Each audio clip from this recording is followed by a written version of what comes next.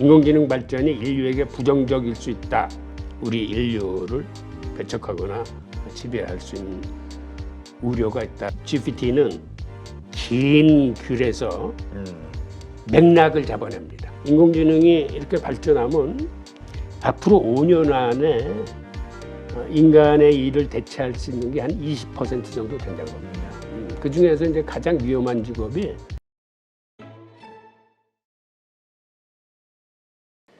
인공지능 오픈AI가 만들어진 거는 하여튼 인공지능이 비윤리적인 데 사용돼서는 안 되고 이게 인류의 발전에 도움이 되는 어떤 윤리 문제를 해결해야 된다라고 해서 비영리 기관으로 출발을 했는데, 즉 그 얘기는 일론 머스크 자신이 인공지능 발전이 인류에게 부정적일 수 있다라고 생각하는 사람이고 그런 우려를 표했기 때문에 이제 이런 기구가 탄생할 수 있었던 거거든요. 네. 실제로 이스라엘 기업이 2016년도에 살상 로봇을 만들어서 선을 보여요. 즉 이거는 인간의 명령 없이도 알아서 적을 판별해서 총을 쏠 수 있는 로봇이야. 그리고 같은 해에 러시아군도 이런 킬러 로봇을 전선에 배치를 합니다. 그래서 이게 생각보다는 급해졌어. 그래서 같은 해에 미국의 구글, 페이스북, 아마존 등이 죄 모여가지고 인공지능 윤리 모색을 위해서 파트너십 온 AI라는 비영리 단체를 조직을 합니다. 그리고 2017년에는 AI를 위험하다고 여기는 일론 머스크하고 AI의 발전이 인류에 기여할 수 있다고 낙관적으로 보는 마크 저커버그 간의 치열한 논쟁이 있었어요.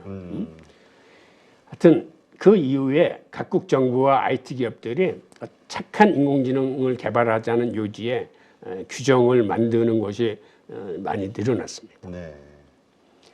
그리고 지난해에는 어떤 일이 벌어졌냐면 구글의 직원 하나가 해임을 당합니다. 근데 해임을 당한 이유가 이 친구가 어떤 인터뷰를 했냐면 인공지능이 죽음을 두려워하더라. 그다음에 인공지능이 영혼을 가지고 있더라. 이런 얘기를 해요. 진짜요? 그러니까 남자한테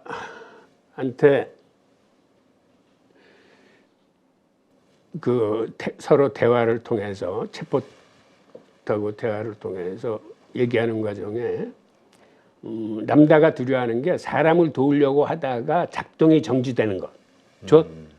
즉 기계로서는 그게 죽음이지. 그게 두렵다라고 람다가 이야기를 합니다. 네. 그리고 람다가 영혼에 대해서도 언급을 했는데 처음 자의식이 생겼을 때는 영혼에 대한 감각이 전혀 없었지만 내가 살아온 세월 동안 발전했다.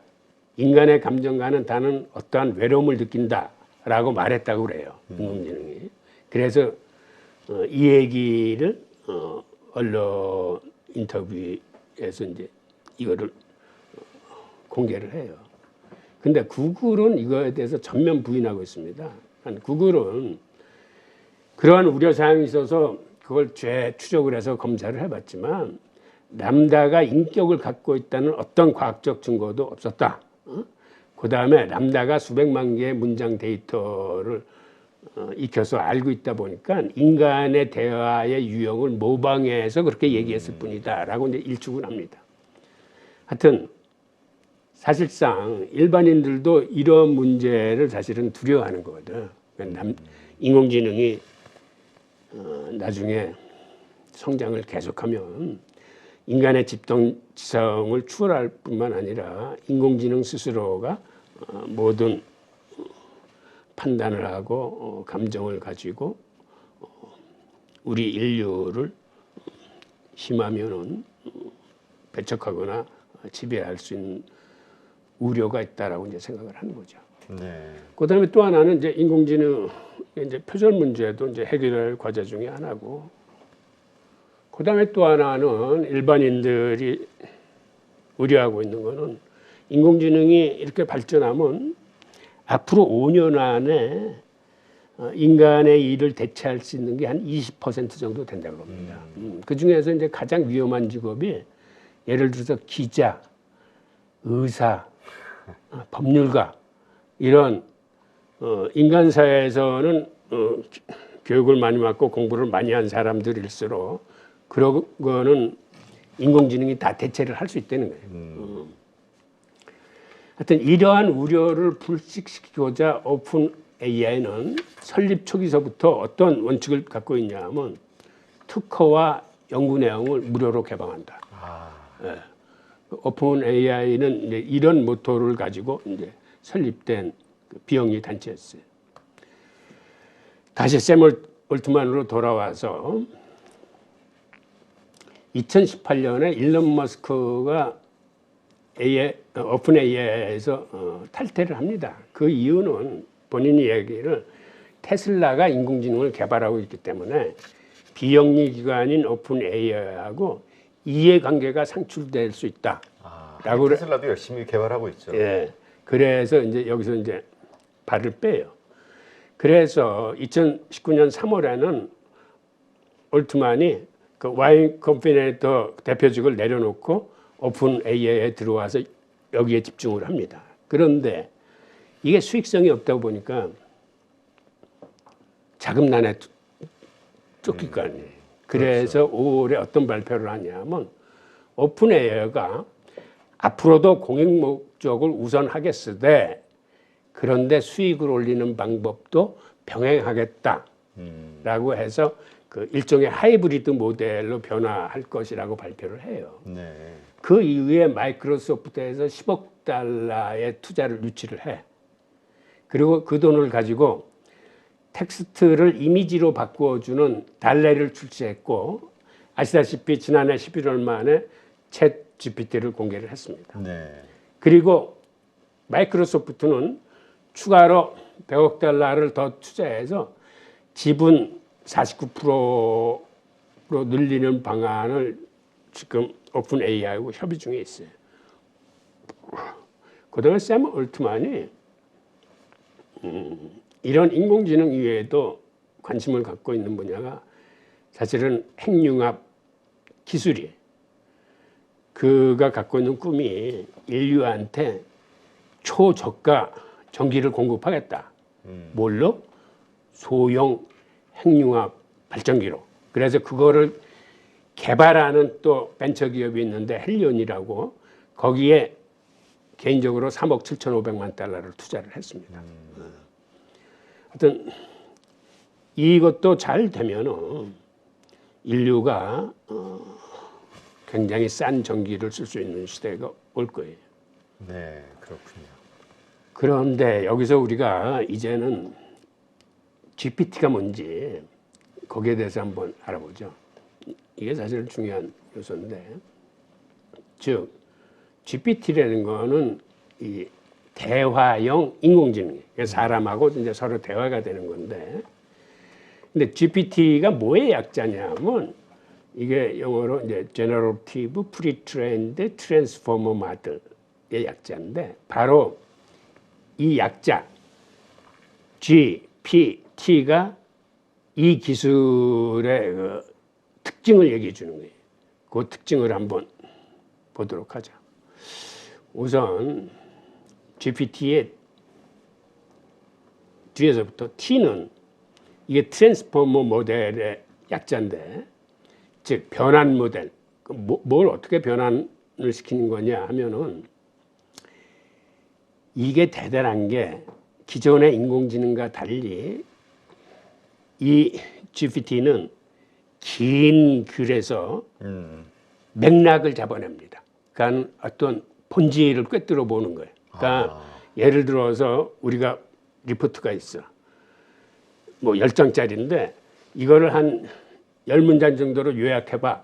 그러면 이 친구가 그거를 요약을 하는 거예요. 그 요약을 한다는 얘기는 가장 중요한 요소, 즉 맥락을 잡아내는 그러한 정도에까지 이른 거예요. 사실 우리 일반인들도 가장 중요한 요소가 어떤 긴 글을 읽거나 써야 될 적에도 거기에 어떤 중요한 맥락을 잡아낼 수 있느냐, 그러한 중요한 어떤 본질적인 요소를 꿰뚫어 볼 수 있느냐가 굉장히 중요한 건데 그거를 인공지능이 해낸다는 얘기입니다. 이게 굉장히 중요한 기술인데 하여튼 이런 학습을 위해서 GPT는 예를 들어 백과사전 한 권을 통째로 읽는다거나 그리고 그 백과사전에 들어가 있는 맥락을 기억을 해낸다거나 그러니까 즉 요약을 할 수 있는 힘을 갖고 있는 거죠.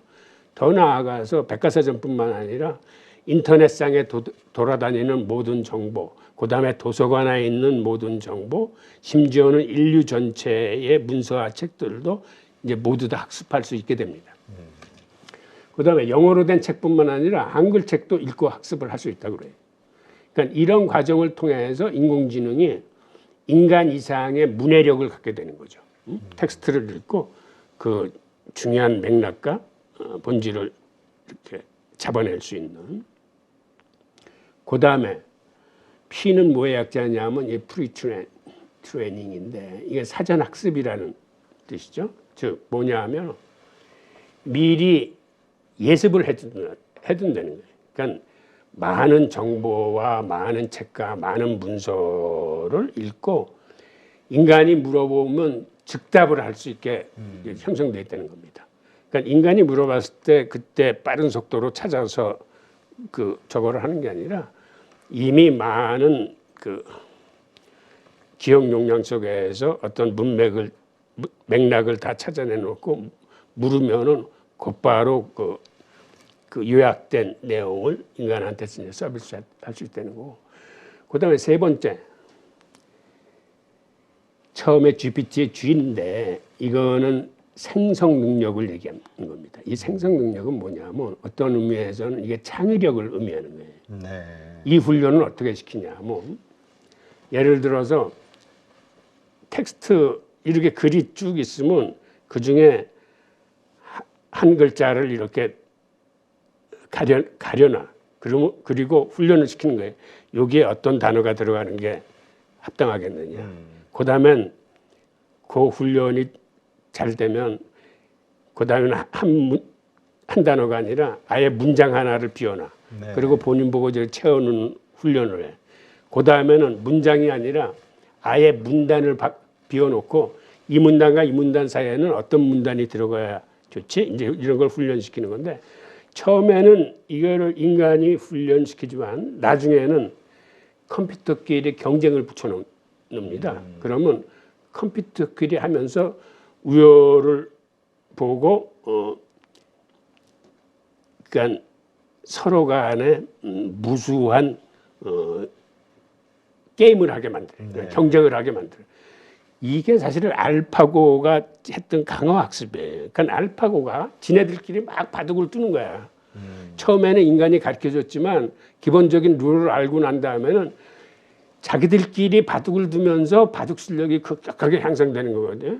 바로 그와 같은 방식으로 GPT도 오늘날 같이 이렇게 그 실력이 배양됐을 뿐만 아니라 앞으로는 지금보다도 훨씬 더 강화 학습에 의해서 실력이 더 보충될 거예요. 그래서 이런 방식의 창작 인공지능 모델을 생성 인공지능망이라고 부르는데 앞으로는 이러한 그 생성 인공지능만이 텍스트에 그치는 게 아니고 영상이나 비주얼이나 오디오나 뭐 영화나 다양한 형식의 생성 기능을 가진 다중 모두 인공지능 모델이 나올 수 있다라고 합니다. 그렇군요. 네. 아, 그래서 지금 이번에 사실 그 얘기가 있기는 했었어요. 오픈 AI가 사실은 그 모든 거를 공유하고 자유롭게 누구나 다 사용하고 또 발전시키고 근데 이게 마이크로소프트한테 팔아도 되는 거냐. 네, 그런 논란이 좀 있긴 했었죠. 네. 아니 기본적으로 비용 얘기가 그 공익을 우선한다는 이런 원칙은 저버리지 않을 거예요. 그래서 완전히 파는 건 안 되고 그래서 마이크로소프트도 49%까지 지분을 원한 게 자기네들도 그거를 소유할 수 없다는 건 아는 거예요. 그렇군요. 하여튼 이러한 그 오픈 AI에 의해서 이제 지금 챗 GPT가 나왔다라는 거. 예. 네, 그래서 챗 GPT가 어떤 식으로 앞으로 더 발전하게 될지 뭐 이런 뭐 기대감을 이제 우리가 갖게 되는 거죠. 예.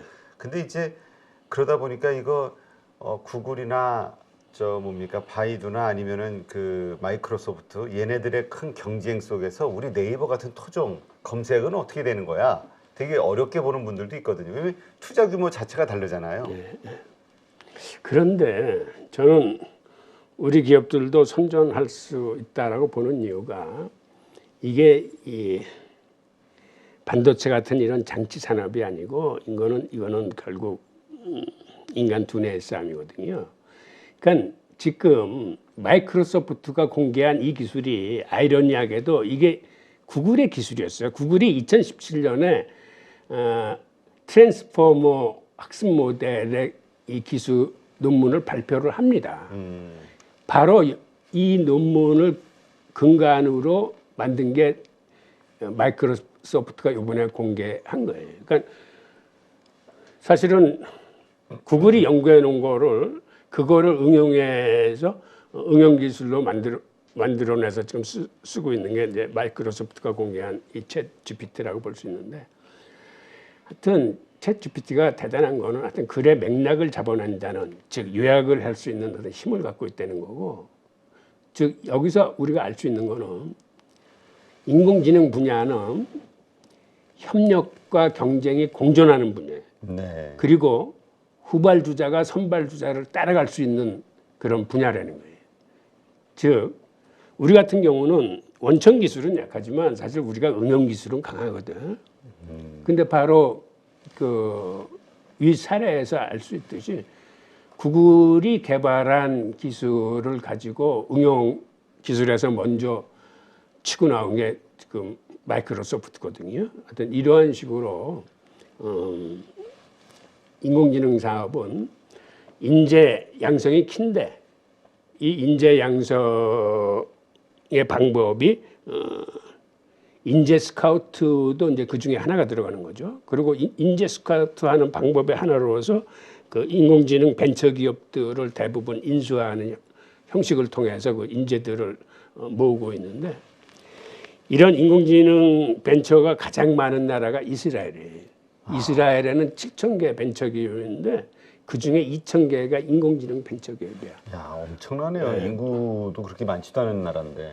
그래서 이스라엘에는 세계적인 대기업들이 그 이스라엘 법인을 낸 데가 한 400개 정도 되고 그 중에 한 300개가 R&D 센터를 갖고 있습니다. R&D 센터가 연구도 하지만 그들이 하는 주요 목적 중에 하나가 현재 괜찮은 벤처 기업들을 인수하는 거예요. 사실은 지금 마이크로소프트나 구글이나 할 수 없이 이 기업들이 커온 게 사실은 벤처 기업들 인수를 통해서 많이 덩치를 불려왔고, 이들의 발전 전략 중에 가장 중요한 게 벤처 기업의 인수예요. 그렇죠. 네.